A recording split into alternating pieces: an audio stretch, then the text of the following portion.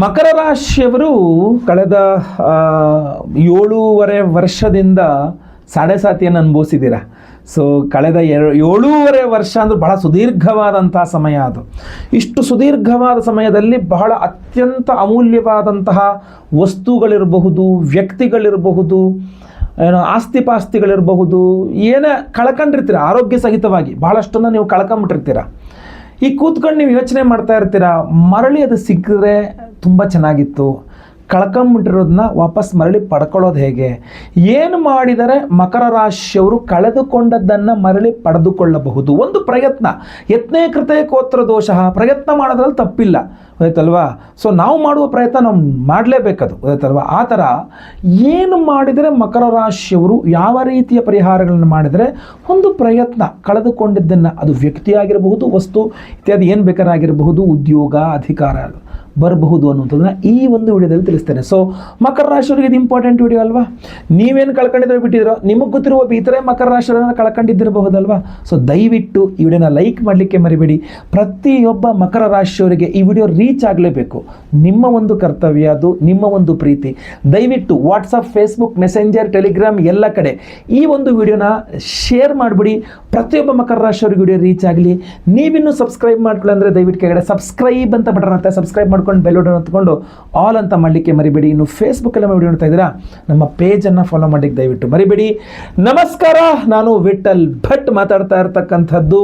ಮಕರ ರಾಶಿಯವರು ತನ್ನ ಜೀವನದಲ್ಲಾಗಿರಬಹುದು ಅಥವಾ ಇತ್ತೀಚೆಗಾಗಿರಬಹುದು, ಕಳೆದ 7.5 ವರ್ಷಗಳ ಸುದೀರ್ಘವಾದ ಸಾಡೆ ಸಾತಿಯಲ್ಲಾಗಿರಬಹುದು, ಬಹಳಷ್ಟು ಕಳ್ಕೊಂಡಿರ್ತೀರಿ. ಅದನ್ನು ಪುನಃ ಮರಳಿ ಪಡ್ಕೊಳ್ತಕ್ಕಂಥದ್ದು ಹೇಗೆ ಅನ್ನುವಂಥದ್ದು ತಿಳಿಸ್ತಾನೆ ಒಂದು ಪ್ರಯತ್ನ. ಯಾಕೆಂದರೆ ನೀವು ಮಕರ ರಾಶಿ ಗುರುಳೆ, ನಮ್ಮದು ಒಂದು ಒಳ್ಳೆ ಸೈಟ್ ಇತ್ತು ಗುರುಳೆ, ಕಳ್ಕೊಂಬಿಟ್ಟೆ. ಒಳ್ಳೆ ಮನೆ ಇತ್ತು ಗುರುಳೆ, ಕಳ್ಕೊಂಬಿಟ್ಟೆ. ಪಿತ್ರಾರ್ಜಿತ ಆಸ್ತಿ, ಜಮೀನು, ಗದ್ದೆ ಎಲ್ಲ ಇತ್ತು, ಕಳ್ಕೊಂಬಿಟ್ಟೆ. ಅಥವಾ ಬಂಗಾರ ಇತ್ತು, ಅಡಮಾನ ಇಟ್ಬಿಟ್ಟೆ, ಬಿಡಿಸ್ಕೊಳಕ್ಕಾಗ್ತಾ ಇಲ್ಲ. ಅಥವಾ ಮಾರಾಟನೇ ಮಾಡಿಬಿಟ್ಟೆ, ಅಥವಾ ಯಾರೋ ಕದ್ಕೊಂಡು ಹೋಗ್ಬಿಟ್ರು. ಬಹಳ ಕಷ್ಟಪಟ್ಟು ಸಂಪಾದನೆ, ಬಹಳ ಕಷ್ಟಪಟ್ಟ ನಂತರ ಇತ್ತು ಅದು ಬಂಗಾರ. ಅಥವಾ ಯಾವುದೋ ಒಂದು ಮೊಬೈಲ್ ಕಳ್ಕೊಂಬಿಡ್ತಾರೆ, ಕೆಲವರು ಇಂಪಾರ್ಟೆಂಟ್ ವಸ್ತುಗಳು, ಬೈಕ್ ಕಳ್ಕೊಂಬಿಡ್ತಾರೆ, ಕಾರ್ ಕಳ್ಕೊಂಬಿಡ್ತಾರೆ, ಉದ್ಯೋಗ ಕಳ್ಕೊಳ್ತಾರೆ, ಅಧಿಕಾರ ಕಳ್ಕೊಳ್ತಾರೆ, ವ್ಯಾಪಾರದಲ್ಲಿ ನಷ್ಟ, ಎಲ್ಲ ವ್ಯಾಪಾರ ಕಳ್ಕೊಂಬಿಟ್ಟೆ. ನಾನು ಒಳ್ಳೆ ಅಂಗಡಿ ಇತ್ತು ಸರ್, ಒಳ್ಳೆ ಚೆನ್ನಾಗಿ ಬಿಸ್ನೆಸ್ ಆಗ್ತಿತ್ತು, ಎಲ್ಲ ಕಳ್ಕೊಂಬಿಟ್ಟೆ, ಇವಾಗ ಏನು ಬಿಸ್ನೆಸ್ ಅಲ್ಲ ಇವಾಗ. ಸೊ ಈ ಕಳೆದುಕೊಂಬಿಟ್ಟಿರೋಂಥದ್ದು ವಾಪಸ್ ಮರಳಿ ಪಡ್ಕೊಳ್ಳೋದಂಗೆ. ಅಥವಾ ವಸ್ತು ಅಷ್ಟೇ ಅಲ್ಲ, ವಸ್ತು, ಅಧಿಕಾರ ಅಥವಾ ವ್ಯಕ್ತಿಗಳನ್ನು ಕಳ್ಕೊಳ್ತಾರೆ. ಯಾಕೆಂದರೆ ಬಹಳ ನನ್ನ ಎಲ್ಲ ಕಷ್ಟಕಾಲಗಳಿಗೂ ನನಗೆ ಸಹಾಯ ಆಗ್ತಿದ್ದಂಥ ಒಬ್ಬ ವಿಶೇಷ ವ್ಯಕ್ತಿ ಇದ್ದರು. ಆ ವ್ಯಕ್ತಿ ಈಗ ನನ್ನನ್ನು ಬಿಟ್ಟು ಹೋಗ್ಬಿಟ್ಟಿದ್ದಾರೆ. ಅವ್ರ ಕಷ್ಟಕ್ಕೆ ನಾನು ಆಗ್ತಿದ್ದೆ, ನನ್ನ ಕಷ್ಟಕ್ಕೆ ಅವ್ರು ಆಗ್ತಿದ್ರು. ಈಗ ಆ ವ್ಯಕ್ತಿ ಬಿಟ್ಟು ಹೋಗಿದ್ದಾರೆ. ಆ ವ್ಯಕ್ತಿ ವಾಪಸ್ ಬರಬೇಕು. ಮಾತಾಡ್ತಾ ಇಲ್ಲ, ಏನೂ ಮಾಡ್ತಾ ಇಲ್ಲ, ನಮ್ಮ ಇದಕ್ಕೆ ಬರ್ತಾ ಇಲ್ಲ. ಸೊ ಏನಾಗುತ್ತೆ, ಆ ವ್ಯಕ್ತಿ ಇಂಪಾರ್ಟೆಂಟ್. ಅವರು ನಿಮಗೆ ಒಳ್ಳೆ ಅದೃಷ್ಟ ಆಗಿದ್ರು. ಆ ವ್ಯಕ್ತಿಯನ್ನು ಕಳ್ಕೊಳ್ಳುವಂತಹ ಸಂದರ್ಭಗಳಿದ್ರೆ ಅದು ಪರಿಹಾರವಾಗಬೇಕಲ್ಲ, ಆ ವ್ಯಕ್ತಿ ವಾಪಸ್ ಬರಬೇಕು. ಹಾಗೆ ಯಾರನ್ನೇ ನೀವು ಮಕರ ರಾಶಿಯವರು ಕಳ್ಕೊಂಡಿದ್ರು ಪುನಃ ಮರಳಿ ಅವರು ನಿಮಗೆ ಸಿಗಬೇಕು ಅಂತಂದರೆ ಮಕರ ರಾಶಿಯವರು ಏನೇನು ಮಾಡಬೇಕು. ಯಾಕೆಂದರೆ ಕಳೆದುಕೊಳ್ಳುವುದು ಯಾವ ಕಾರಣದಿಂದ, ನೀವು ಸಾಡೆ ಸಾತಿಯಿಂದ ಕಳ್ಕೊಂಡ್ರೋ, ಜಾತಕ ಸರಿ ಇಲ್ಲದೆ ಕಳ್ಕೊಂಡ್ರೋ, ವಾಸ್ತುದೋಷದಿಂದ ಕಳ್ಕೊಂಡ್ರೋ, ಏನೇ ಆಗಲಿ, ಬಟ್ ನಾರ್ಮಲ್ ಆಗಿ ಕಳೆದುಕೊಳ್ಳುವಿಕೆ ಅನ್ನುವಂಥದ್ದು ಜಾತಕದಲ್ಲಿ 12ನೇ ಮನೆಯ ರಾಶಿಯ ಅಧಿಪತಿಯಿಂದಾಗಿ ನೋಡಲ್ಪಡ್ತದೆ. ಸೊ ನಿಮ್ಮ ರಾಶಿ ಅಂದರೆ ಮಕರ ರಾಶಿ, ನಿಮಗೆ ವ್ಯಯ, 12ನೇ ಮನೆ ಅಂದರೆ ವ್ಯಯ ಅಂತೀವಿ. ವ್ಯಯಾಧಿಪತಿ ಯಾರು, ನಿಮಗೆ ಲಾಸ್ ಮಾಡ್ತಕ್ಕಂಥ, ಕಳೆದುಕೊಳ್ಳುವಂಥದ್ದು ಮಾಡ್ತಕ್ಕಂಥದ್ದು ಯಾರು ಅಂದರೆ ಗುರುಗ್ರಹ. ಮಕರ ರಾಶಿಯವರು ಗುರುವಿನ ಆರಾಧನೆ, ಗುರುವಿನ ಅಭಿಮಾನಿ ದೇವರು ರುದ್ರದೇವರು, ಈಶ್ವರನ ಆರಾಧನೆ ಮಾಡುವುದರ ಮೂಲಕ ಕಳೆದುಕೊಂಡದ್ದನ್ನು ಮರಳಿ ಪಡೆದುಕೊಳ್ಳಲಿಕ್ಕೆ ತುಂಬ ಅನುಕೂಲ ಆಗ್ತದೆ. ಸೊ ಮಕರ ರಾಶಿಯವರಲ್ಲಿ ಏನು ಮಾಡಬೇಕು ಅನ್ನತಕ್ಕಂಥದ್ದನ್ನು ತಿಳಿಸ್ತೇನೆ ನಾನು ನಿಮಗೆ. ಬರೀ ರುದ್ರ ಆರಾಧನೆ, ಈಶ್ವರ ಗುರು ಆರಾಧನೆ ಅಂದರೆ ಸಿಂಪಲ್ ಅಲ್ಲ, ಅದು ಯಾವ ರೀತಿಯಲ್ಲಿ ಮಾಡಬೇಕು ಅನ್ನುವಂಥದ್ದನ್ನು ಸಹ ತಿಳಿಸ್ಕೊಡ್ತೇನೆ. ಭಾಳ ಇಂಟ್ರೆಸ್ಟಿಂಗ್ ಆಗಿರತಕ್ಕಂಥ ವಿಡಿಯೋ, ದಯವಿಟ್ಟು ವಿಡಿಯೋ ಎಂಟು ತನಕ ನೋಡಿ. ನಿಮಗೆ ಏನೋ ನೀವು ಜೀವನದಲ್ಲಿ ಕಳ್ಕೊಂಡಿದ್ದೀರಾ ಅಥವಾ ತುಂಬ ಇಂಪಾರ್ಟೆಂಟ್, ನಿಮಗೇನು ವಾಪಸ್ ಬೇಕು ಆ ಅಮೂಲ್ಯವಾದದ್ದು, ಕಮೆಂಟ್ ಮಾಡಿ. ಮಾಡಬಹುದು ಅಂತಾದರೆ, ನಿಮ್ಮ ಪ್ರೈವಸಿಗೆ ಏನು ತೊಂದರೆ ಇಲ್ಲ, ಮಾಡ್ಬೋದು ಗುರುಳೆ ಅಂತಾದರೆ ಕಮೆಂಟ್ ಮಾಡಿ, ನಾನು ಓದ್ತೇನೆ ನೀವೇನು ಕಳ್ಕೊಂಡಿದ್ದೀರಾ ಅಂತ. ನಾನು ಭಗವಂತನಲ್ಲಿ ಪ್ರಾರ್ಥನೆ ಮಾಡ್ತೇನೆ, ನೀವು ಕಳ್ಕೊಂಡಿದ್ದು ವಾಪಸ್ ನಿಮ್ಗೆ ಸಿಗುವಂಗಾಗಲಿ ಅಂಥೇಳಿ. ನೀವು ಖುಷಿಯಾಗಿದ್ದರೆ ಅದೇ ನನ್ನ ಸಂತೋಷ, ಅದೇ ನನಗೂ ಖುಷಿ. ಸೊ ಅದರಿಂದ ಖಂಡಿತವಾಗಿ ಕಮೆಂಟ್ ಮಾಡಿ. ಇನ್ನು ಗುರುವಿನ ಆರಾಧನೆ ಮಾಡುವಾಗ ಬಹಳ ಪ್ರಮುಖವಾಗಿ ಒಂದೊಂದಾಗಿ ಹೇಳ್ಕೊಂಡು ಹೋಗ್ತೀನಿ, ಸಿಂಪಲಿಂದ ಹೇಳ್ಕೊಂಡು ಹೋಗ್ತೀನಿ. ಪ್ರತಿ ದಿವಸ ಗುರುಗ್ರಹದ ಅಷ್ಟೋತ್ತರವನ್ನು ಪಠನೆ ಮಾಡಿ, ಹಾಗೂ ಶಿವಾಷ್ಟೋತ್ತರವನ್ನು ಪಠನೆ ಮಾಡಿ, ತುಂಬ ಅನುಕೂಲ ಆಗುತ್ತೆ. ಗುರುವಾರ ಒಂದು ಹೊತ್ತು ನಿಮ್ಗೆ ಆರೋಗ್ಯ ಬಾಧೆ ಏನು ತೊಂದರೆ ಇಲ್ಲ ಅಂತ ಆದರೆ ಗುರುಗ್ರಹದ ಅಷ್ಟೋತ್ತರವನ್ನು ಏನೋ ಪಠನೆ ಮಾಡೋದ್ರ ಜೊತೆಗೆ ಗುರುವಾರ ಒಂದು ಹೊತ್ತಾದರೂ ಉಪವಾಸ ಮಾಡಿ. ಗುರುವಾರ ಅಕಸ್ಮಾತ್ ನೀವು ನಾನ್ ವೆಜ್ ತಿನ್ನೋರಾದರೆ ಗುರುವಾರ ದಿವಸ no non veg, no egg, ಈರುಳ್ಳಿ ಬೆಳ್ಳುಳ್ಳಿ ಸಹ ತಿನ್ನಬೇಡಿ ಗುರುವಾರದ ದಿವಸ. ಬಹಳ ಶ್ರದ್ಧೆಯಿಂದ ವ್ರತವನ್ನು ಮಾಡಿ ರಾಯರನ್ನು ನೆನೆಸ್ಕೊಳ್ಳಿ. ಖಂಡಿತವಾಗಿ ನೀವು ಏನೇನು ಕಳ್ಕೊಂಡಿದ್ರೂ ಸಹ ರಾಯರು ನಿಮಗೆ ವಾಪಸ್ ಕೊಡಿಸ್ತಾರೆ ಅದನ್ನು. ಸೊ ಅದರಿಂದ ರಾಘವೇಂದ್ರ ಸ್ವಾಮಿಗಳ ಆರಾಧನೆ, ಗುರು ರಾಘವೇಂದ್ರ ಸ್ವಾಮಿಗಳ ಆರಾಧನೆ ನೀವು ಕಳ್ಕೊಂಡಿದ್ದನ್ನು ವಾಪಸ್ ನಿಮಗೆ ಪಡ್ಕೊಳ್ಳಿಕ್ಕೆ ನಿಮಗೆ ತುಂಬ ಅನುಕೂಲ ಆಗುತ್ತೆ. ಮಕರ ರಾಶಿಯವರು ಗುರುವಿನ ಆರಾಧನೆ ಅನ್ನಲ್ಲ. ನೆಕ್ಸ್ಟ್ ಬರ್ತಕ್ಕಂಥದ್ದು, ಈಗ ನಿಮ್ಮ ಮನೆ ಹತ್ರ ದತ್ತಾತ್ರೇಯರ ದೇವಸ್ಥಾನ ಇದ್ದರೆ, ಸಾಯಿಬಾಬಾ ಟೆಂಪಲ್ ಇದ್ದರೆ, ರಾಘವೇಂದ್ರ ಸ್ವಾಮಿಗಳ ಮಠ ಇದ್ದರೆ, ಸೊ ಈ ಥರ ಯಾವುದೇ ಗುರು ಸನ್ನಿಧಾನಗಳಿದ್ದರೆ ನಿಮ್ಮ ಮನೆ ಹತ್ರ ಖಂಡಿತವಾಗಿ ಗುರುವಾರ ಹೋಗಿ ಕಾಲು ನೋವು ಬರೋ ತನಕ ಪ್ರದಕ್ಷಿಣೆ ಮಾಡಿ, ಅಲ್ಲಿ ನಮಸ್ಕಾರ ಮಾಡ್ಕೊಂಬನ್ನಿ, ತುಂಬ ಅನುಕೂಲ ಆಗುತ್ತೆ. ಅಲ್ಲಿ ಪುರೋಹಿತರು ಇರ್ತಾರಲ್ಲ, ಅಲ್ಲಿ ಪುರೋಹಿತರಿಗೆ ಅರಿಶಿನ ಬಣ್ಣದ ವಸ್ತ್ರದಲ್ಲಿ ಕಡಲೆಕಾಳು 6 ಗುರುವಾರಗಳು ನೀವು ಇದನ್ನು ಅಲ್ಲಿಯ ಪುರೋಹಿತರಿಗೆ ದಾನ ಮಾಡ್ಕೊಂಡು ಬಂದರೆ ಖಂಡಿತವಾಗಿ ಅದು ಅನುಕೂಲ ಆಗುತ್ತೆ. ಸಂಕಲ್ಪ ಇದೇ ಇರಬೇಕು, ಸಂಕಲ್ಪ ತುಂಬ ಇಂಪಾರ್ಟೆಂಟ್. ಇದು ಏನೇ ಪರಿಹಾರ ಇದ್ದರೂ ನೀವು ಏನನ್ನು ಕಳ್ಕೊಂಡಿದ್ರೆ ನಿಮಗೆ ಏನು ವಾಪಸ್ ಬೇಕು ಅನ್ನುವಂಥ ಸಂಕಲ್ಪ ಮನಸ್ಸಿನಲ್ಲಿ ಭಗವಂತನಲ್ಲಿ ಮಾಡ್ಕೊಳ್ಬೇಕು, ಗುರುವಿನಲ್ಲಿ ಮಾಡ್ಕೊಳ್ಬೇಕು. ಗುರುಗಳಲ್ಲಿ ಮಾಡ್ಕೊಂಡ್ರೆ ಆವಾಗ ನಿಮ್ಮ ಸಂಕಲ್ಪ ಸಿದ್ಧಿಯಾಗಿ ಇದೆಲ್ಲ ಕೆಲಸ ಮಾಡ್ತಕ್ಕಂಥದ್ದು. ಸಂಕಲ್ಪ ಭಾಳ ಇಂಪಾರ್ಟೆಂಟ್. ನೀವು ಸಂಕಲ್ಪ ಮಾಡ್ಕೊಳ್ಬೇಕು, ಇಂಥ ಕಾರಣದಿಂದಾಗಿ ನಾನು ಇದನ್ನು ಮಾಡ್ತಾ ಇದ್ದೀನಿ ಅಂತ. ಗೊತ್ತಾಯ್ತಲ್ವ, ನನಗಿದು ವಾಪಸ್ ಸಿಗಬೇಕು ಅದಕ್ಕೆ ಉಪವಾಸ ಮಾಡ್ತಾ ಇದ್ದೀನಿ, ನನಗಿದು ವಾಪಸ್ ಸಿಗಬೇಕು ಅದಕ್ಕೋಸ್ಕರ ಅಷ್ಟೋತ್ತರ ಓದ್ತಾ ಇದ್ದೀನಿ, ಇದು ವಾಪಸ್ ಸಿಗಬೇಕು ಅದಕ್ಕೋಸ್ಕರ ನಾನು ಗುರು ಸನ್ನಿಧಾನಕ್ಕೆ ಹೋಗಿ ಪ್ರದಕ್ಷಿಣೆ ನಮಸ್ಕಾರ ಮಾಡ್ತಾಯಿದ್ದೀನಿ, ಗುರುಗಳೇ ನನಗೆ ಇದು ವಾಪಸ್ ಕೊಡಿಸಿ. ಈ ಥರ ಸ್ಪಷ್ಟವಾಗಿರ್ಬೇಕು ನಿಮ್ಮ ಸಂಕಲ್ಪ, ಕರೆಕ್ಟಾಗಿ ಕ್ಲಾರಿಟಿ ಇರಬೇಕು ನಿಮ್ಮಲ್ಲಿ, ಆಯಿತಾ. ಇದ್ರ ಜೊತೆಗಲ್ಲಿ ಕ್ಷೇತ್ರಗಳ ದರ್ಶನವೂ ಸಹ ನಿಮಗೆ ತುಂಬ ಚೆನ್ನಾಗಿ, ಈಗ ಸಡನ್ನಾಗಿ ಏನೋ ಕಳೆದೋಯ್ತು ಅಥವಾ ತುಂಬ ದೊಡ್ಡದಿದು, ಈ ಚಿಕ್ಕ ಪರಿಹಾರಗಳು ಪ್ರಯತ್ನ ಮಾಡ್ತೇನೆ ಆಗ್ತಾ ಇಲ್ಲ, ಇನ್ನೊಂಚೂರು ದೊಡ್ಡ ಪರಿಹಾರ ಬೇಕು ಅಂದರೆ ಗುರು ಸನ್ನಿಧಾನ ಕ್ಷೇತ್ರಗಳಿಗೆ ಹೋಗಬೇಕು. ಗುರು ಸನ್ನಿಧಾನ ಕ್ಷೇತ್ರಗಳಿಗೆ, ಆ ಗುರು ಸನ್ನಿಧಾನ ಕ್ಷೇತ್ರಗಳಂದರೆ ಯಾವುದು? ನೀವು ಮಂತ್ರಾಲಯಕ್ಕೆ ಹೋಗ್ಬೋದು. ಯಾವುದಾದ್ರು ಒಂದು ಗುರುವಾರ ದಿವಸ ಮಂತ್ರಾಲಯದಲ್ಲಿ ನೀವು ಸ್ವಾಮಿಗೆ ಅಲ್ಲಿ ದೀರ್ಘ ಸಾಷ್ಟಾಂಗ ನಮಸ್ಕಾರ ಮಾಡಿ ಗುರುಗಳಿಗೆ ಒಂದು ಪ್ರಾರ್ಥನೆ ಮಾಡ್ಕೊಂಡು ಅಲ್ಲೇ ಕುಳಿತುಕೊಂಡು ಆ ಗುರುಗಳ ಒಂದು ಸ್ತೋತ್ರ ಪಠನೆ ಮಾಡ್ಕೊಂಡು, ನೀವು ಸಾಧ್ಯವಾದರೆ ಅಲ್ಲಿ ತುಲಾಭಾರ ಸೇವೆ ವ್ಯವಸ್ಥೆ ಇದ್ದರೆ ತುಲಾಭಾರ ಸೇವೆಯನ್ನು ಮಾಡಿಸ್ಕೊಂಡು ಬಂತಕ್ಕಂಥದ್ದು, ಪ್ರಾರ್ಥನೆ ಮಾಡ್ಕೊಳ್ತಕ್ಕಂಥದ್ದು ನಿಮಗೆ ವಾಪಸ್ ಸಿಗ್ತದೆ. ಮಂತ್ರಾಲಯ ಆಗಲಿಲ್ವಾ, ಗಾಣಗಾಪುರ ಹೋಗ್ಬೋದು. ಗಾಣಗಾಪುರದಲ್ಲಿ ಆ ದತ್ತಾತ್ರೇಯರ ಒಂದು ದರ್ಶನವನ್ನು ಮಾಡಿಕೊಂಡು, ನದಿ ಸ್ನಾನ ಮಾಡಿಕೊಂಡು ದತ್ತಾತ್ರೇಯರ ದರ್ಶನ ಮಾಡಿ, ಅಲ್ಲಿ ನಿಮಗೆ ಏನು ಗುರುಚರಿತ್ರೆ ಪಾರಾಯಣ ಮಾಡ್ತಾ ಇರ್ತಾರೆ. ಅಲ್ಲಿ ನಿಮಗೆ ವಟವೃಕ್ಷ ಇದೆ, ಅಲ್ಲಿ ಗುರುವಿನ ಒಂದು ಸಾನ್ನಿಧ್ಯ ಇದೆ ಅಲ್ಲಿ, ಆಯಿತಾ. ಅಲ್ಲಿ ನೀವು ಪ್ರದಕ್ಷಿಣೆ ನಮಸ್ಕಾರ ಪ್ರಾರ್ಥನೆ ಇತ್ಯಾದಿಗಳನ್ನು ಮಾಡಿಕೊಂಡು ಬರ್ತಕ್ಕಂಥದ್ದು. ನಿಮಗೂ ಸಾಧ್ಯ ಆದರೆ ಅಲ್ಲಿ ವ್ರತ ಆಚರಣೆ ಮಾಡ್ತಕ್ಕಂಥದ್ದು. ಗಾಣಗಾಪುರದಲ್ಲಿ ನೀವು ಏನು ಸಂಕಲ್ಪ ಇದೆ, ನೀವು ಗಾಣಗಾಪುರದಲ್ಲಿ ಹೋಗಿ ನೀವು ಪ್ರಾರ್ಥನೆ ಮಾಡ್ಕೊಂಬಂದ್ರೆ ನೀವು ಕಳ್ಕೊಂಡಿದ್ದನ್ನು ವಾಪಸ್ ಪುನಃ ಮರಳಿ ಪಡ್ಕೊಳ್ಳಿಕ್ಕೆ ನಿಮ್ಮ ತುಂಬ ಅನುಕೂಲ ಆಗುತ್ತೆ. ಅಲ್ಲಿ ಸಶರೀರವಾಗಿ ಗುರುಗಳ ಒಂದು ಸಾನ್ನಿಧ್ಯ ಇದೆ. ಆ ಕೇಸರಿ ಕೊಡ್ತಾರೆ, ಕೇಸರಿ ಪ್ರಸಾದವನ್ನು ಧಾರಣೆ ಮಾಡ್ಕೊಳ್ಳಿ, ತುಂಬ ಅನುಕೂಲ ಆಗುತ್ತೆ.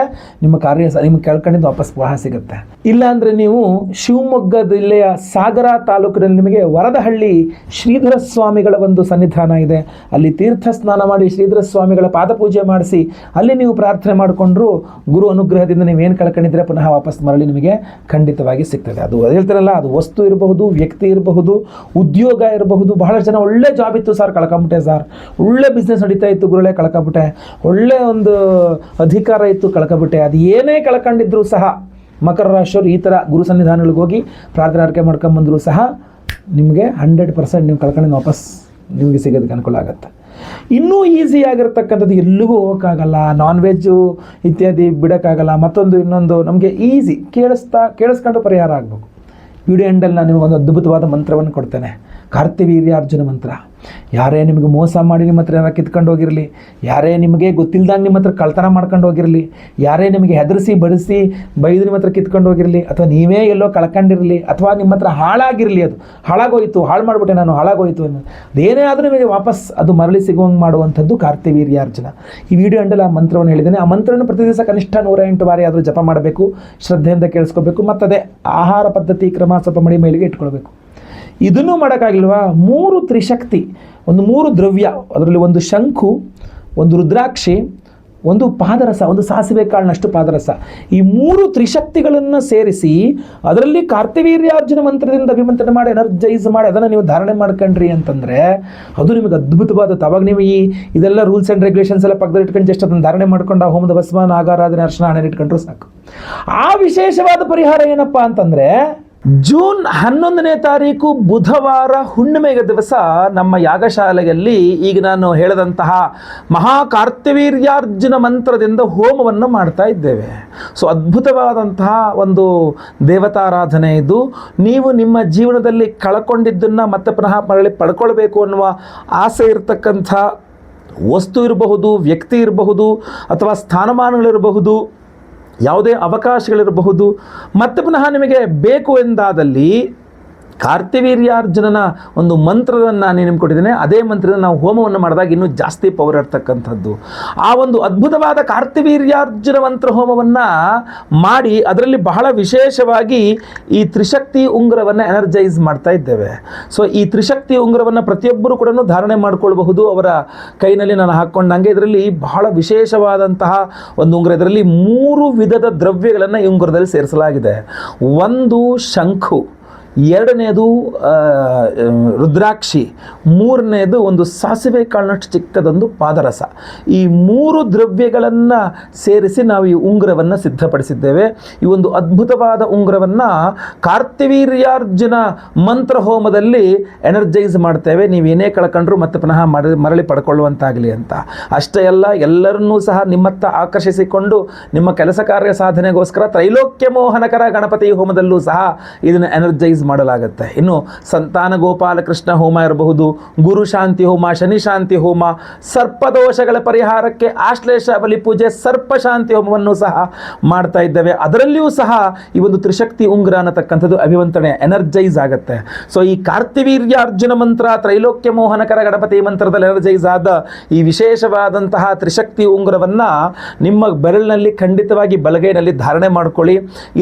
ಇದನ್ನೇ ಅಂದರೆ ಬೇರೆ ನಾವು ಪೂಜೆ ಪುರಸ್ಕಾರ ಅದು ಇದು ಮಾಡಬೇಕಾದ್ರೆ ಒಂದಿಷ್ಟು ಕಟ್ಟುನಿಟ್ಟಿನ ಕ್ರಮಗಳನ್ನು ಹೇಳ್ತೇವೆ. ನೀವು ನಾನ್ ವೆಜ್ ತಿನ್ನಬೇಡಿ, ನೀವು ಅಥವಾ ಎಲ್ಲಂದ್ರಲ್ಲಿ ಓಡಾಡಬೇಡಿ, ಮಡಿ ಮೈಲಿಗೆಯನ್ನು ಇಟ್ಕೊಳ್ಳಿ ಹಂಗಾರೆ ಅಂತ ಹೇಳಿ.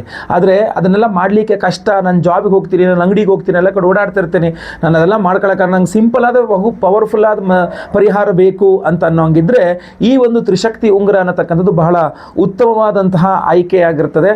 ವಿಡಿಯೋ ನೋಡ್ತಾ ಇರ್ತಕ್ಕಂಥ ನೀವು ಸಹ ನಿಮ್ಮ ಹೆಸರು ಗೋತ್ರ ಗೊತ್ತಿದ್ರೆ, ನಕ್ಷತ್ರ ಗೊತ್ತಿದ್ರೆ, ನಿಮ್ಮ ರಾಶಿ ಗೊತ್ತಿದ್ರೆ, ಇಲ್ಲ ನಿಮ್ಮ ಹೆಸರು ನಿಮ್ಮ ರಾಶಿ ಅಷ್ಟೇ ಏನು ಗೊತ್ತಿದ್ರು ಅದು ನಿಮ್ಮ ಹೆಸರು ವಿಳಾಸಗಳನ್ನಾದರೂ ಸಹ ಸ್ಕ್ರೀನ್ ಮೇಲೆ ಕಾಣ್ತಾ ಇರ್ತಕ್ಕಂಥ ನಮ್ಮ ನಂಬರ್ಗೆ ವಾಟ್ಸಪ್ ಮಾಡಿಕೊಂಡು ಬೇಗ ಸಂಕಲ್ಪ ಸೇವೆಗೆ ಹೆಸರು ಕೊಟ್ಕೊಳ್ಳಿ. ಲೈವಲ್ಲಿ ಅವತ್ತು ನಾನೇ ನಿಮ್ಮ ಹೆಸರು ಸಂಕಲ್ಪ ಮಾಡ್ತೇನೆ. ಎಲ್ಲ ನಿಮ್ಮ ಹೆಸರು ಸಂಕಲ್ಪ ಆಗೋದು ಲೈವಲ್ಲಿ, ನಿಮ್ಮ ಹೆಸರು ಸಂಕಲ್ಪ ಆಗೋದು ನೀವೇ ನೋಡ್ಕೊಳ್ಬಹುದು ಮೊಬೈಲಲ್ಲಿ. ಎಲ್ಲ ಹೋಮಗಳು ಸಹ ಲೈವ್ ಇರ್ತದೆ. ಕಾರ್ತಿವೀರ್ಯಾರ್ಜುನ ಹೋಮ, ತ್ರೈಲೋಕ್ಯ ಮೋಹನಕರ ಗಣಪತಿ ಹೋಮ, ಸಂತಾನ ಗೋಪಾಲ ಕೃಷ್ಣ ಹೋಮ, ಆಶ್ಲೇಷ ಬಲಿ ಪೂಜೆ, ಸರ್ಪಶಾಂತಿ ಹೋಮ, ಗುರುಶಾಂತಿ ಶನಿ ಶಾಂತಿ ಸಹಿತ ಮಹಾನವಗ್ರಹ ಶಾಂತಿ ಹೋಮಗಳೆಲ್ಲ ಹೋಮಗಳು ಲೈವಲ್ಲಿ ನೀವು ನೋಡ್ತೀರಾ.